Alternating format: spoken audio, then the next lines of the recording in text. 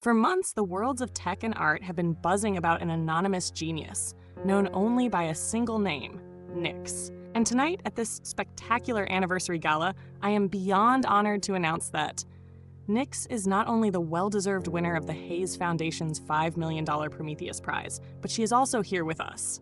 You see that face? My sister Claire's face? It's not surprise, it's horror. This isn't a movie scene. This is her 5th wedding anniversary dinner, and I'm a time bomb that just went off in the middle of the room. For 10 years, my family painted a perfect picture of my life. A flaky artist, a failed dreamer scraping by in a loft in Oakland. A cautionary tale for cousins about the consequences of not studying medicine or engineering at Stanford. I was their quiet disappointment, a topic dodged at dinner parties. And I let them believe it, because the truth is far more complicated and painful. The truth is buried in stolen lines of code in a tech empire worth hundreds of millions built on betrayal, and in a name I forged from the ashes of a ruined career, Nix. Tonight, I didn't come to celebrate. I came to face the ghost that's haunted me for a decade. I had no idea that Silicon Valley's most powerful woman would turn this fateful stage into a public trial. The story you're about to see isn't just about revenge. It's a journey of transformation from outcast to game changer. It's about how to turn your deepest pain into your strongest weapon, and how to confront those who pushed you into the abyss when you suddenly hold the power to destroy their entire world. So, how does an anonymous artist topple an empire with just a dinner? Let's go back to the starting line, where it all began. To understand the deadly silence in that room, you need to know the house where Claire and I grew up. Our home in Palo Alto, just blocks from Stanford's campus, wasn't just a building, it was an ideology. Our parents, both PhDs, were stars in their fields. Their world was measured by peer-reviewed papers, granted patents, and graduates snatched up by top tech firms. Our dinner table wasn't for small talk. It was an informal symposium on venture capital, Series A rounds, and the latest machine learning algorithms. In that world, Claire was the perfect product. She wrote her first lines of code at 12. At 16, she landed a coveted internship at Google. She spoke our parents' language fluently, the language of efficiency, logic, optimized career paths. She was the sun, and I was a distant planet, spinning on an orbit no one could fathom. I loved tech too, but differently. Where Claire saw numbers and functions, I saw colors and textures. To me, a line of code wasn't just a tool, it was a paintbrush. A database wasn't just storage, it was a canvas. I found beauty in system glitches, crafting visual art from discarded data others called junk. I didn't want to build apps, I wanted to evoke emotions. To my family, that meant I lacked ambition. And maybe it was that desperate need for their approval, just once, that led to the biggest mistake of my life. In my senior year of college, I poured my heart into a project. It wasn't just a final assignment, it was my soul. I called it Digital Soul. It was a complex AI algorithm I built from scratch. It could analyze a person's entire digital footprint, their liked posts, their word choices, their secret searches, even the rhythm of their keystrokes, and from that create a unique visual artwork, an abstract portrait of their soul. It was the pinnacle of everything I believed in, the intersection of tech and humanity. In a moment of vulnerability and excitement, I showed it to Claire. We were in my dorm room, surrounded by stacks of books and cold coffee cups.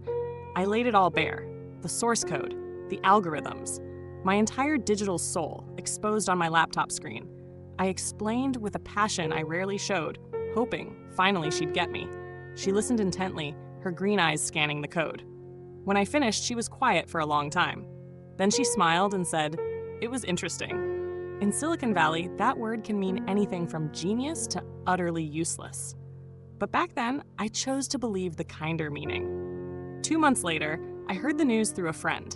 A hot new startup had just raised $2 million in seed funding. Its name was Elysian. Its pitch, a groundbreaking AI platform creating personalized digital legacies for users. Its co-founders were my sister, Claire Ramsey, and her ambitious boyfriend, Preston. They'd taken my idea. No, they'd stolen it. They stripped Digital Soul of its artistry and heart, turning it into a slick, marketable product. They ripped out its core and replaced it with a cash register. Our confrontation was brief and brutal. I faced her in their swanky San Francisco apartment, and she didn't even bother denying it. "I just made it real," she said, her tone calm, like she was justifying a business decision. "You've got talent, Maya, but no drive. You'd have let it die on your hard drive. I gave it a life." Those words killed something in me.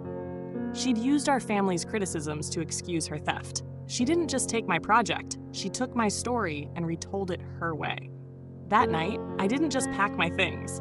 I erased Maya Ramsey, the naive, dreamy sister. I drained my savings, moved to a loft in Oakland, and cut all ties. I sank into the anonymous depths of the internet, where the name Ramsey meant nothing. And from those ashes, Nix was born. Nix was a shadow, a whisper in the digital art world. Nix needed no one's approval. Nix made art by her own rules. For 10 years, I built Nix's reputation, piece by piece, while Claire and Preston's empire grew, hailed in tech magazines for their innovation. I stood in the dark, watching them bask in the spotlight stolen from me. Until tonight. The night I had to return, unaware that fate, in the form of Genevieve Hayes, had decided this play needed its final curtain. 10 years is a long time. Long enough for a fledgling startup to grow into an empire. Long enough for wounds to fester into scars. Long enough to forget what it feels like to step into a world you know you don't belong to. The Uber dropped me off in front of a glass and marble building in Napa, where the crunch of gravel under $1,000 heels sounded like a symphony of wealth. The air didn't just carry the scent of ancient oaks and fine wine, it reeked of money and power. I took a deep breath, trying to calm the pounding in my chest. I wasn't that broken 22-year-old college kid anymore. I was Nix. I'd told myself that 100 times on the drive over. But when the heavy oak door swung open and warm light and lively chatter spilled out, a part of me still shrank back. Claire saw me first. Her radiant smile froze for a split second before snapping back into place, perfectly adjusted. She glided past an Oracle VP to reach me. "Maya, you actually came." I wasn't sure. She gave me a perfunctory hug, her designer perfume probably costing more than my monthly rent. Her words hung in the air, laced with the implication that my presence was an anomaly, a concession. "I wouldn't miss it," I replied, keeping my voice deliberately even.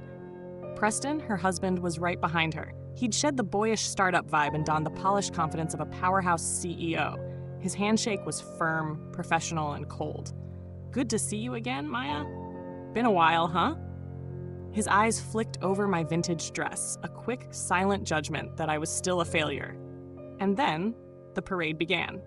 Claire led me around, introducing me to their circle of friends like I was some curious artifact. The script was always the same. "Everyone, this is my sister, Maya," she'd say with a dazzling smile. "She's an artist in Oakland." The word artist came out with a mix of fake pride and barely veiled embarrassment. It was said the way you'd introduce a kid with a cute but useless hobby. The responses were predictable. "Art, huh? That's cool," a silver-haired venture capitalist said. "Can it scale?" He tossed out the term from his world, instantly dismissing mine. "Oh, Oakland?" Another CEO's wife gasped, her eyes wide with performative concern. "You must be so careful there," as if my neighborhood was a slum instead of a vibrant cultural hub. I just smiled and gave vague answers. I get by, or I like it there. I let them fill in the blanks with their own biases. I let them believe I was struggling that I needed their pity. Because tonight, their underestimation was my perfect cloak of invisibility. In the crowd, I spotted a familiar face. Leo. A tech journalist I'd swapped messages with a few times as Nix through encrypted channels. He stood alone by the bar, watching the crowd with the bored look of someone too familiar with these charades. He sidled up. "You don't look like you're loving this success parade," he said quietly, a sly grin tugging at his lips.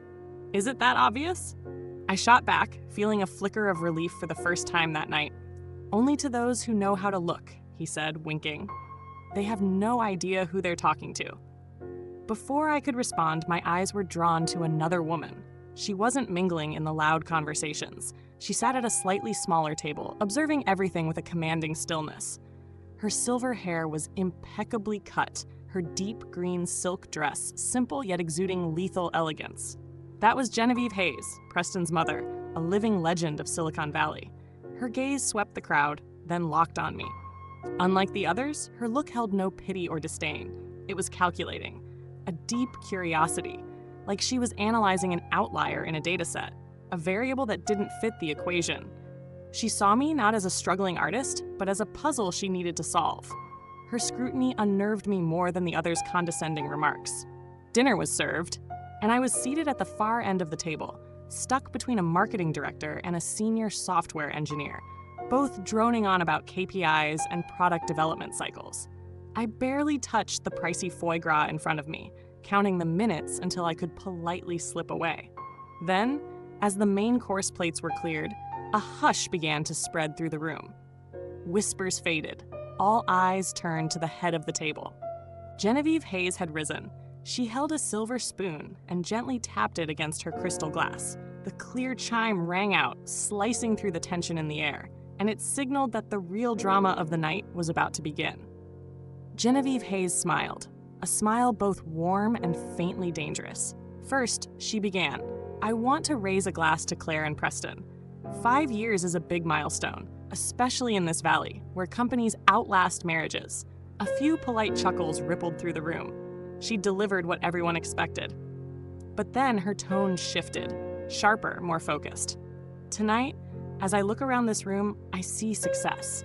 I see minds that built the apps we use every day, the platforms that connect the world. But I want to talk about a different kind of success. Not the kind that comes from tweaking something that already exists, but from creating something entirely new. A true breakthrough." She paused, letting her words sink in. The CEOs and investors nodded slightly, thinking this was a familiar inspirational speech. Claire and Preston seemed to relax a bit. "For that reason," Genevieve continued, "our Hayes Foundation created a new award, the Prometheus Prize. This isn't for public companies or celebrity CEOs. It's for the hidden geniuses, those who work in the shadows, not for fame or fortune, but for the pure passion of creation. People who dare to venture into uncharted territory." My heart started pounding. I had a bad feeling about what was coming. For months, Genevieve's voice rang out. The worlds of tech and art have been abuzz about such an artist, someone who's redefined the boundary between artificial intelligence and the human soul, someone whose works are fought over by tech billionaires and the world's most prestigious museums and secret auctions, someone known only by a single name: Nyx. A wave of murmurs swept the room. The name Nyx in these circles was a legend. I glanced at Claire. Her smile was gone, replaced by a look of confusion. Genevieve smiled with satisfaction, savoring the crowd's attention. It took us nearly a year, using our best connections, just to uncover this genius's true identity. And tonight, she said, her voice rising slightly, "I am beyond honored to announce that Nyx is not only the rightful winner of the Hayes Foundation's $5 million Prometheus Prize, but she is also here with us." Silence fell, a dead, suffocating silence. Everyone craned their necks, trying to guess who this mystery guest was. A famous CEO living a double life? A reclusive Stanford professor? And then she looked straight at me. Genevieve Hayes' razor-sharp gaze cut through the crowd, bypassing the wealthy and powerful faces, and locked onto me, the girl in the vintage dress sitting in the corner. The whole room seemed to pivot with her stare. "Maya Ramsey," Genevieve said, her voice clear in the hush. "Or should we call her Nyx?" If a bomb had gone off, it couldn't have caused a bigger shock. For a moment, nothing happened, just the held breath of 40 people. Then, like a dam bursting, sound crashed in. Whispers, gasps of disbelief, the scrape of chairs as people turned to gape at me. I heard the click of phones being pulled from pockets, screens lighting up as they frantically searched for Nyx. I couldn't breathe. The room felt like it was closing in. I caught Leo, the journalist, staring at me with eyes wide as saucers, a mix of shock and the thrill of a scoop hitting the jackpot. But my focus was on one spot, my sister's table. Preston looked like he'd been punched in the gut. His CEO swagger was gone, leaving raw panic. But Claire, her face had drained of color. It was ghostly white, her red lips like a gash. She stared at me, not with anger, but with primal fear. The fear of someone exposed. Genevieve's words still echoed, but they'd faded to background noise. Someone at the next table muttered, "My God, it's really her." Another stood, maybe to approach me. But before the crowd could swallow me, a hand clamped onto my arm. Claire's fingers dug in, cold and trembling. "Come with me," she hissed, just loud enough for me to hear. "Now." She didn't wait for an answer. She yanked me up, dragging me through stunned faces, cutting through the thick air of drama. We headed straight for the glass door to the balcony. When the door shut behind us, the party's clamor was abruptly silenced. All that remained was the cool Napa night breeze and the ragged breathing of two sisters standing on the edge of a showdown delayed for 10 years. The chilly Napa Valley air hit us, a stark contrast to the stifling tension inside the banquet hall. Claire let go of my arm like she'd touched a flame. She leaned against the marble railing, her fingers gripping it tightly, her whole body trembling. Behind her stretched endless rows of grapevines, silent and orderly under the moonlight, a cruelly peaceful scene compared to the chaos raging within us. She didn't look at me. She stared into the darkness, her voice a hoarse whisper thick with anger and panic. "This was your plan, wasn't it?" I stayed silent, letting her question hang between us. She spun around, her eyes blazing. All of this. Showing up here, playing the poor victim, then getting my mother-in-law to humiliate us in front of everyone? Did you scheme with her? How long have you been plotting this, Maya? A laugh escaped me. Not a joyful one. It was dry, bitter, devoid of humor. A plan? I echoed, my voice icy. You think I needed a plan, Claire? All I needed was the truth. Something you seem to have forgotten the look of. The truth? She nearly shouted. The truth is, I built a company from nothing. I worked day and night, raised capital, hired hundreds of people. While you were doing what? Doodling in your loft? That loft is where I created Digital Soul. I shot back, my voice steady, but each word cutting like a blade. Before you tore it apart, ripped out its heart, and sold its soulless husk to your investors. Elysian isn't an evolution of Digital Soul. It's its tombstone. The truth in those words seemed to stagger her. Her anger crumbled, giving way to desperate defensiveness. "What do you know about pressure?" she said, her voice breaking. "About meeting our parents' expectations? About succeeding in a world where everyone expects you to be extraordinary? You were always free to do whatever you wanted in your little art bubble. I had to live in the real world." "The real world?" I repeated, taking a step toward her. "The real world is where you steal your sister's work to build your career?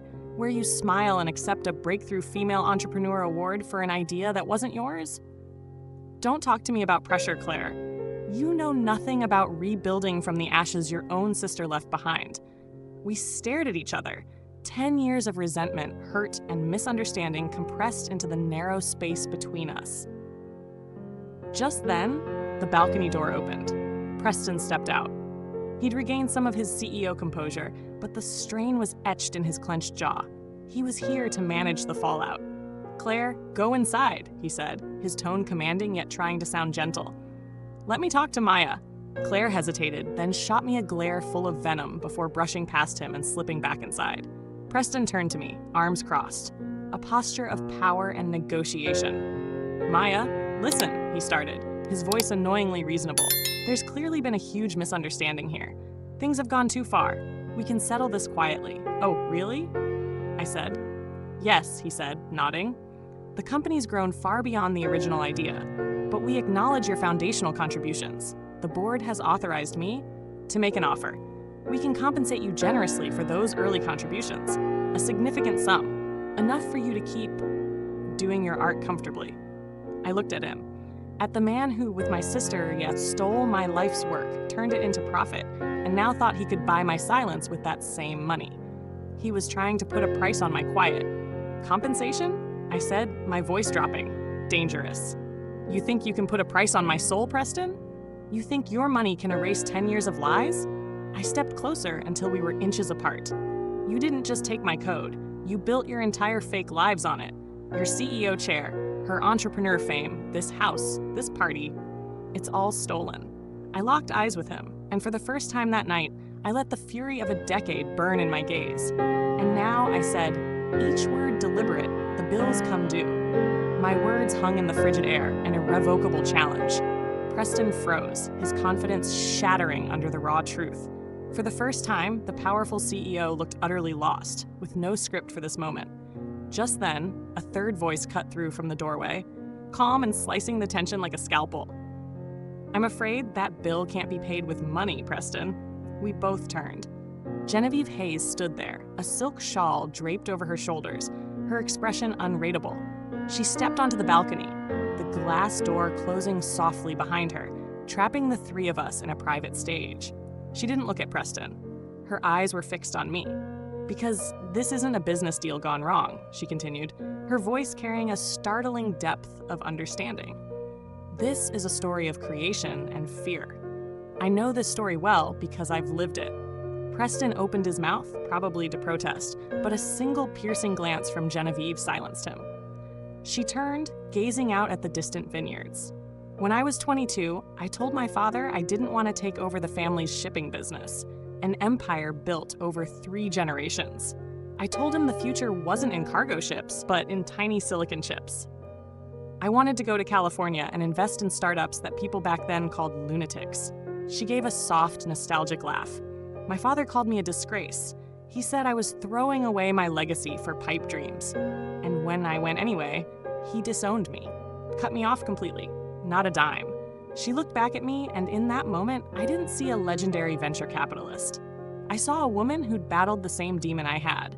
"I did everything," she said, "from coding for hire to analyzing business plans no one would read. I built my world from nothing, in an industry where men thought my place was behind them. My father died believing I'd wasted my life. He never saw that his rejection forced me to create something of my own, something bigger than the legacy he wanted to hand me." She stepped closer, the air around her heavy with hard-earned truth. She looked at Preston. "Preston, you made a fundamental leadership mistake. You confused packaging with creation. You took a rocket engine and stuffed it into a mass-produced car. It ran, but you missed the potential to fly into space. You saw a product, but you didn't see the vision." Then she turned to Claire, who'd quietly returned to the balcony, her face streaked with tears. "And Claire, your fear of failing expectations, of not measuring up to our parents, led you to steal your own sister's chance. The irony is, your sister's the one living Silicon Valley's true ideal. Relentless innovation. She created something entirely new, while you were just trying to please an outdated world." Silence fell again. Genevieve's words weren't accusations. They were a cold, unassailable analysis. They cut deeper than any scolding could. Finally, she turned to me, who'd been listening silently the whole time. Her gaze was no longer curious, but one of recognition, the respect of one trailblazer for another. "So, Nix," she said, using my alias like a title for the first time. "The question now isn't how much they owe you, it's what you want to build next." She smiled, and that smile held a universe of possibilities. Because the Hayes Foundation doesn't invest in lawsuits, we invest in those who shape the future. Her offer lingered in the air. It wasn't a check, it was a key. Power no longer lay in exposing the past, but in forging the future. My whole life, I'd fought alone in the dark, and now the most powerful woman I'd ever known had flipped on the light and asked me where I wanted to go. Genevieve Hayes' offer struck like a bolt of lightning, shattering the stifling air on the balcony. It was too big, too unexpected, and it completely changed the game. In that moment, I had no answer. All my energy had gone into confronting a decade of buried truth. I'd never thought about what to do after it was laid bare.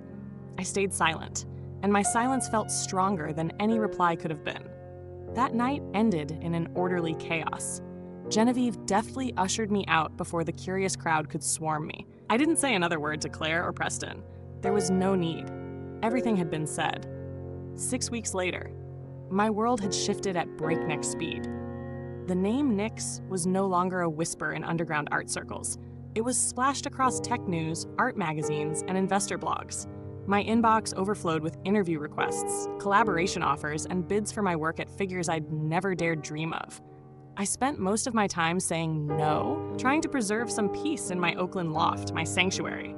Then, on a Tuesday afternoon, there was a knock at the door. Not the brisk rap of a delivery driver. This knock was hesitant, almost timid. I opened the door and froze. It was Claire. She stood there alone, looking utterly out of place in the grimy hallway of my old industrial building. She wore an expensive cream-colored business suit, but it was wrinkled and weary. Gone was the polished confidence of a successful entrepreneur, leaving just a woman who looked small and exhausted. "Can I come in?" she asked, her voice soft. I stepped back, letting her enter. She glanced around my loft, bewildered. The raw brick walls, half-finished digital canvases, tangled cables and computer hardware strewn alongside stacks of art books. This was my organized chaos, a world alien to her sleek glass and steel offices. She didn't say anything else, just handed me a small portable hard drive. "This is yours," she said. I took it, recognizing it instantly. An old backup. I plugged it into my computer. A single folder appeared on the screen, named Digital Soul Original. It was the untouched source code, unedited, uncommercialized. The version I'd shown her in my dorm room that day, a wordless confession. We sat in silence for a long time. Then I did something even I didn't expect. I opened the project. "Sit down," I said. She hesitated, then pulled a chair beside me. Under the glow of the screen, we looked together at the code that had torn us apart. "See this line?" I pointed to a complex algorithm segment. "It's useless functionally. It slows processing, but it creates intentional randomness." It's the algorithm's heartbeat. That's what gives the final artwork its unpredictable lines. I showed her the parts they'd cut. The excess code, full of artistry, stripped away for speed optimization. For the first time, she didn't defend herself. She just watched and listened. We had to flatten it to reduce server processing time, she explained mechanically, like an engineer, not a sister. It was a trade-off. "Yeah," I said. "You traded soul for speed." Then, as if to break the silence, I opened another project I was working on, a new Nix piece. It was even more intricate than Digital Soul. As I scrolled through the code, Claire frowned slightly. "Hold on," she said. "That loop structure's inefficient. If you reroute the data queries through a temporary cache, you could cut latency by 30%. I paused, looked at the code, then at her. She was right. Her technical expertise was still razor sharp. In that strange moment, we weren't warring sisters. We were just two coders staring at a problem to solve. We were speaking the same language. Just then, an email notification popped up on my screen. Subject, Keynote Invitation, SIGGRAPH 2026. I opened it. A formal invitation to be the keynote speaker at the world's largest conference on computer graphics and interactive tech. They called my work a revolution in generative art. Claire skimmed the email on my screen. She was quiet for a long time, her eyes fixed on the praise the world was heaping on me. Then she turned to me, and her gaze held no envy or defensiveness, just quiet awe. "You really did all this," she said, her voice almost a whisper. "On your own." In those words, I heard the start of a new truth. Our relationship wasn't healed. Trust was still broken. But on the table between us, the hard drive holding the past and the screen showing the future had begun to build a fragile bridge, linking two worlds that once seemed impossible to connect. Claire's admission, though just a whisper in my loft, carried the weight of an earthquake. It didn't erase the past, but it cracked the icy wall that had stood between us for a decade. In the weeks that followed, we didn't meet again, but a subtle shift occurred. The silence between us was no longer a Cold War silence, but the silence of a void, a space waiting to be filled with something new. Meanwhile, the outside world was anything but quiet. Genevieve Hayes' speech sent ripples through Silicon Valley's still waters, like a boulder dropped into a calm lake. I turned down most interviews, but that only made the Nix legend more mysterious and alluring. Prestigious galleries in New York and London reached out. Universities offered guest lectureships, and most significantly, Genevieve Hayes called. We met at her office on Sand Hill Road, the legendary strip where billion-dollar decisions are made daily. The office wasn't lavish, but it exuded quiet authority. Through the massive glass window, I could see California's lush green hills. "You've stirred up quite a storm, Miss Reynolds," Genevieve said, pouring me a cup of tea. She'd stopped calling me Nix. Now she used my real name, but with a respect my family had never given it. "I think you're the one who did that," I replied. She smiled. "I just unlocked a door that'd been bolted too long. You walked through it yourself." She set her teacup down and looked me in the eye. "The question is, what do you want to do now? Because you've become a force. People don't just want to buy your art. They want to buy your vision. Other funds want to meet you. Tech giants want you on their advisory boards. Your endorsement could turn an unknown startup into a phenomenon. You've become a kingmaker." She paused, letting the weight of her words settle. From an outsider, I'd become a gatekeeper. Meanwhile, she continued, her tone growing serious, that storm's wreaking havoc elsewhere. I thought you should know. Elysian's board is in a panic. Key investors are citing a foundational fraud clause, threatening to pull funding. The company's valuation is in free fall. I stayed silent, my heart tightening in a complex knot. Preston's been asked to step aside, and Claire has resigned from all the women in tech boards she was on. Their social and professional reputations are collapsing. Genevieve studied me closely. Your lawyers probably told you already. You have an airtight intellectual property case. You could sue Elysian into bankruptcy. You could take everything from them. She sipped her tea. That's the path of destruction. It's clean, emotionally satisfying, but it builds nothing new.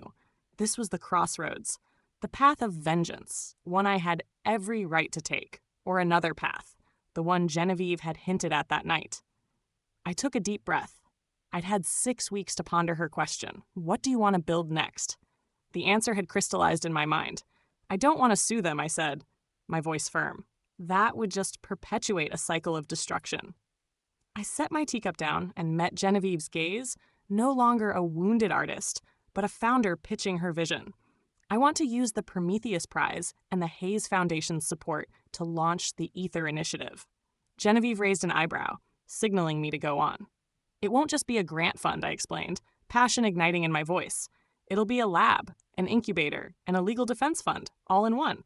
Its mission is to find, fund, and protect the next generation of digital artists, the other Nixes out there. People with breakthrough talent but no resources, vulnerable to being exploited or having their ideas stolen by bigger corporations. I don't want another artist to have to hide behind a pseudonym out of fear. I don't want another digital soul to be turned into an Elysian. Aether will be their shield and their launch pad.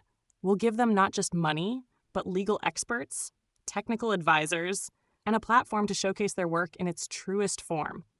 I finished my pitch, my heart racing. This was my answer. Not revenge, rebirth. Genevieve Hayes listened in silence, her eyes never leaving me. When I was done, a genuine, radiant, warm smile spread across her face. Her admiration was real. That's the answer I wanted to hear, she said. A vision that doesn't look back to punish, but forward to create. She stood, extending her hand. Well then, let's get building, Miss Reynolds. As I shook her hand, a firm clasp between two women who'd carved their own paths, I knew the story of Nix, the reclusive artist, was over. The story of Maya Reynolds, the future's architect, had just begun. 2 years later, the air no longer smells of old money in a stuffy Napa elite club, but of fresh paint, pine wood, and the unstoppable creative energy of a converted warehouse in San Francisco's Dogpatch district. The light doesn't come from crystal chandeliers, but floods through massive industrial windows, illuminating bold, vibrant, provocative digital art pieces. This is the official launch of the Ether Initiative, and this time, I'm the one hosting the party. Around me is an eclectic crowd, a mix I couldn't have imagined 2 years ago. Genevieve Hayes is deep in animated conversation with a heavily tattooed young artist who just created a light sculpture based on genetic data. Leo, my journalist friend, is interviewing a MoMA curator about Ether's significance. And in a corner, I see my father, Dr. Ramsey, engrossed in a discussion with a young woman about the mathematical principles behind her fractal art. My mother stands nearby, watching me from a distance, her eyes free of worry or disappointment. Only unmasked pride remains. They've made many trips from Palo Alto during Ether's creation. They've seen the blueprints, the code, the first artworks. They haven't just witnessed my success. They've slowly learned to speak its language. Then I see her, Claire. She's not the center of attention. She stands quietly near an installation, holding a glass of sparkling water. Elysian, after a massive restructuring and scandal, was acquired by a larger conglomerate for its tech assets. Preston left Silicon Valley. Claire stayed, working as a senior technical consultant, a quieter, humbler role. She looks more at peace than I've seen in years. She approaches me, her gaze on a striking piece where AI generates a video simulating human dreams. You did it, she says, her voice free of envy, only genuine acknowledgement. You built something Elysian could never be. It has soul. You helped, I reply, and I mean it. While building Ether's technical backbone, I called her a few times for advice on complex system architecture issues. She helped without hesitation, like a sister, a colleague. Those were the first bricks in rebuilding our bridge. Just a little, she says, a sad smile flickering. This is your kingdom, Maya. And it's beautiful. A moment later, Genevieve signals me. It's time. I step onto a small stage. Conversations hush. Hundreds of eyes turn to me. Welcome, everyone, to Ether, I begin, my voice echoing in the vast space. When I started as an artist, I heard over and over that art was a hobby, not a career. That passion was a luxury and stability was the goal. They said the path I chose was unrealistic. I pause, scanning the room full of young creators, likely told the same things. They were wrong. Passion isn't a luxury, it's the engine of innovation. The unrealistic path is often the only one to extraordinary things. But that path is lonely and risky. Creativity in its purest form is vulnerable. It can be dismissed, ignored, or worse, stolen and twisted for profit. Aether was born from the belief that no artist should walk that path alone. It was born to be a shield, a sword, and a stage for talents who dare to dream unrealistic dreams. I look out at the crowd, seeing my parents, Claire, Leo, and Genevieve. They say the best revenge is living well. But through my journey, I've found a deeper truth. The sweetest revenge, the truest success, isn't proving your doubters wrong. It's using your success to ensure those who come after you never endure what you did. It's turning your personal pain into power for a community. I raise my glass to the next generation of builders. May your kingdoms always be protected. True power isn't in destroying what hurt you, but in building something that prevents those hurts from happening again.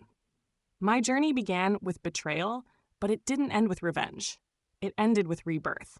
Not just mine, but for so many others. And that's probably the most beautiful artwork I've ever created. Have you ever turned a setback, a pain, or an injustice into your greatest strength? I'd love to hear your story in the comments below. If this journey moved you, give me a like, and don't forget to subscribe to explore more stories about how we can triumph by building, not breaking. Thanks for listening.